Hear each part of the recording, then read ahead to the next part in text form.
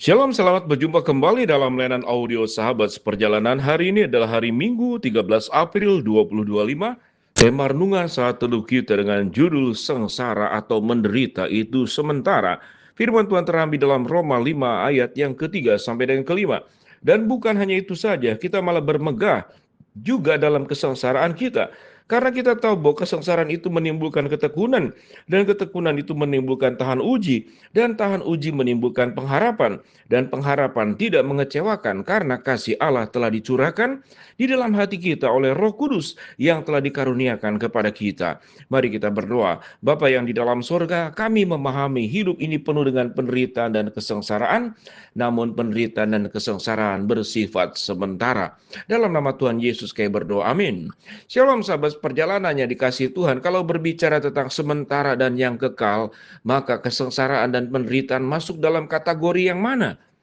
Biasanya kita pada saat mengalami penderitaan, kesengsaraan, kesulitan, problem-problem hidup yang datang bertubi-tubi silih berganti, bagaikan badai yang menghempaskan kita, meruntuhkan segala macam apa yang sudah kita buat, sudah kita bangun, sudah kita lakukan, kadang-kadang dalam sesaat, maka itu menimbulkan kesengsaraan.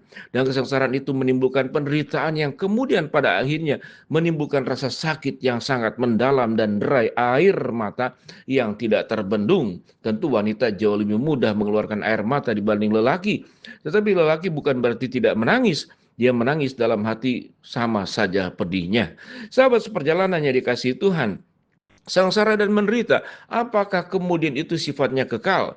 Kalau kita berbicara secara medis, secara kedokteran, maka hidup manusia yang namanya penderitaan, karena kita mengalami sebuah kehidupan, kita bisa merasakan lapar tatkala tidak minum, tidak makan, kita akan merasakan haus tatkala kita tidak minum, kita akan merasakan sakit tatkala terluka, terbentur, tersayat, atau ada luka yang terbuka, apalagi kemudian luka dalam bentuk yang sangat lebih berat.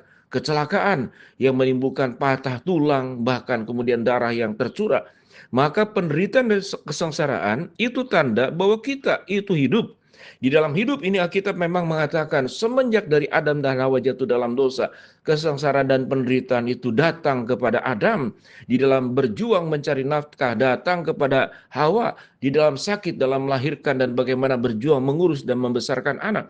Semuanya adalah kesengsaraan dan penderitaan. Kembali ke pertanyaan awal, apakah sengsara dan penderitaan itu sifatnya itu adalah kekal atau sementara? Kita berbicara bahwa apa yang dialami dalam dunia seperti dalam percakapan kita, selama hidup kita akan mengalami yang namanya sakit, persoalan hidup. Kalau kita belajar, ada orang yang melihat penderitaan dan kesengsaraan sebagai sesuatu yang sangat merugikan. Tetapi ada orang yang melihat penderitaan dan kesengsaraan sebagai sesuatu yang baik untuk mendatangkan kebaikan kepada kita. Dan itu disebutkan dalam Alkitab. Apa yang firman Tuhan katakan. Dan bukan hanya itu saja, kita malah bermegah juga dalam kesengsaraan. Karena kita tahu, kesengsaraan menimbulkan ketekunan. Ketekunan menimbulkan tahan uji. Dan tahan uji itu menimbulkan pengharapan. Dan pengharapan itu tidak mengecewakan. Karena kasih Allah telah dicurahkan di dalam hati kita oleh Roh Kudus yang telah dikaruniakan kepada kita. Kalau kita berbicara mengapa kita menyuruh anak-anak sekolah. Sekolah itu membuat anak-anak menderita, membuat anak-anak sengsara, harus buat PR, harus berhadapan dengan guru yang killer, kemudian harus bangun pagi, harus tepat waktu. Kalau tidak taat, tidak ikut aturan, maka akan ada skorsing, ada dampak dan juga hukuman yang diterima oleh anak, dan tentu mengait dengan orang tua yang akan susah tatkala anak mengalami. Mengapa kita tetap memaksakan anak sekolah sekalipun itu menderita?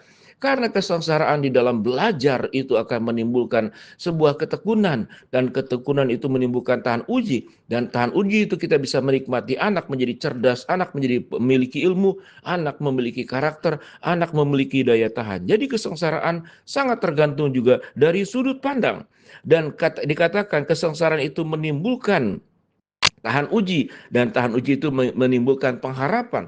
Kita tentu berharap kalau anak-anak sekolah dia akan lulus dari SD ke SMP ke SMA kuliah, kalau bisa sampai S2, S3, atau kalau bahkan menjadi seorang profesor, semuanya melewati namanya kesengsaraan. Berbicara tentang kesengsaraan dalam hidup manusia pada saat ini, mungkin kesengsaraan karena ekonomi yang terpuruk, mungkin kesengsaraan karena sakit penyakit. Kesengsaraan itu bersifat sementara yang firman Tuhan katakan dan kedokteran mengatakan selama kita hidup.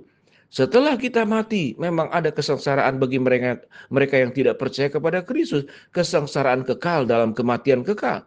Tetapi ada kehidupan kekal dalam segala kebahagiaan. Seluruh yang dikatakan dalam kitab Wahyu, ratap, tangis, kertak gigi, maut tidak akan ada lagi. Tuhan akan mengubah segala sesuatunya itu menjadi sebuah keindahan.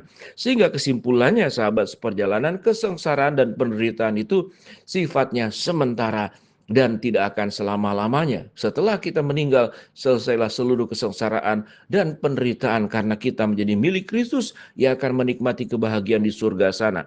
Tetapi kita tetap bisa mengubah kesengsaraan penderitaan yang ada di dalam dunia ini menjadi sesuatu yang indah. Tatkala kita kemudian memiliki sudut pandang yang benar tentang kesengsaraan, bahwa kesengsaraan itu tidak perlu dibuat menjadi sungut-sungut, tidak perlu dibuat menjadi keluh kesah, tapi dipakai supaya menjadi anak tangga kita semakin maju.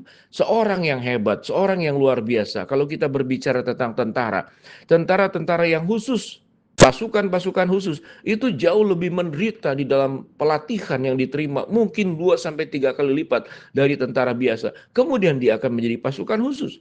Demikian juga seorang tentara. Kalau dia ingin naik pangkat, maka ada banyak kesengsaraan penderitaan yang dilewati. Itu menunjukkan sebuah kinerja pengabdian. Ada kemudian prestasi, lalu timbullah pengangkatan kembali dirinya dari prajurit biasa, mungkin jadi kapten, dari jadi letkol, jadi brigjen, kemudian jadi jenderal, bintang 1, bintang 2, sampai ke bintang 5. Kesengsaraan dan penderitaan di dalam dunia memang kita harus hadapi. Namun, apakah kita mau bertekun, menyikapi, mengolah kesengsaraan penderitaan itu, menjadikan dampak baik kepada kita? Kita akan meniti kehidupan yang semakin baik lewat kesengsaraan, lewat penderitaan. Tetapi kalau kesengsaraan dan penderitaan menjadi keluhan, menjadi keluh kesah, lalu kemudian menjadi menyalahkan lingkungan, menyalahkan keadaan, menyalahkan orang lain, lalu menyalahkan Tuhan, kesengsaraan akan tambah semakin sengsara, penderitaan akan semakin menderita yang menimpa kepada hidup kita. Sahabat seperjalanan, kita tahu dengan jelas hidup di dalam dunia ini tidak ada yang sempurna, karena kita hidup di dalam dunia yang sudah berdosa, hidup di dalam dunia yang sudah rusak. Dan Tuhan akan gantikan dengan langit yang baru dan bumi yang baru sebagaimana catatan dalam kitab Wahyu pasal ke-21. Tapi di dalam selama dunia ini, Tuhan memberikan keindahan, Tuhan memberikan pemeliharaan, Tuhan memberikan pertolongan, Tuhan memberikan kekuatan, Tuhan memberikan damai sejahtera, Tuhan memberikan penyertaan. Dan Tuhan menjadi kota benteng kita yang teguh, tempat pertolongan kita, sauh yang aman buat kita, menjadi pokok anggur di mana kita bisa tumbuh dengan baik bersama dengan Tuhan. Sehingga prinsipnya kesengsaraan itu bisa diubah menjadi sesuatu keindahan, kesengsaraan itu menjadi titik balik agar kita yang terpuruk menjadi meningkat dengan lebih baik di dalam pertolongan Tuhan. Dan semua kesengsaraan dan penderitaan di dalam dunia ini satu hari kelak akan berakhir, karena dunia ini sementara, kita akan masuk dalam kekekalan. Mari sahabat seperjalanan, kita menyikapi kesengsaraan secara tepat dan benar. Mari kita lebih banyak bersyukur. Kita melakukan sesuatu dengan semampunya kita, sekuatnya kita. Tuhan yang akan menopang, Tuhan yang akan mengangkat, Tuhan akan menyempurnakan. Tuhan akan berjalan lebih depan daripada kita. Kita hanya diminta oleh Tuhan melakukan bagian kita. Dan Tuhan akan memberikan kekuatan kepada kita untuk menjadi pemenang-pemenang dalam kehidupan ini. Bukan menjadi pecundang dan orang-orang yang kalah menghadapi kesengsaraan. Mari kita berdoa. Bapa dalam surga, mau berdoa buat sahabat seperjalanan yang sakit, Tuhan jamah sembuhkan. Sahabat seperjalanan yang sedang menghadapi masalah, Tuhan bukakan jalan. Sahabat seperjalanan yang sedang berdoa mengharapkan sesuatu, Tuhan kabulkan dengan cara dan waktu Tuhan yang terbaik. Dalam nama Tuhan Yesus kami berdoa, amin.